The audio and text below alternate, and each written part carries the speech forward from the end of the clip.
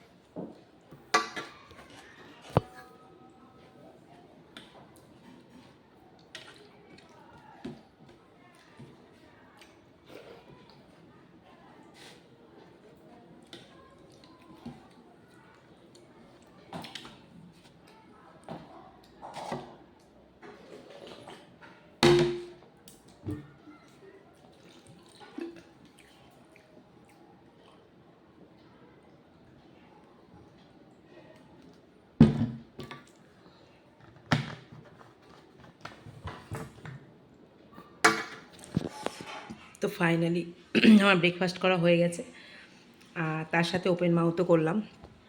তো আর একটু open mouth করে দিই।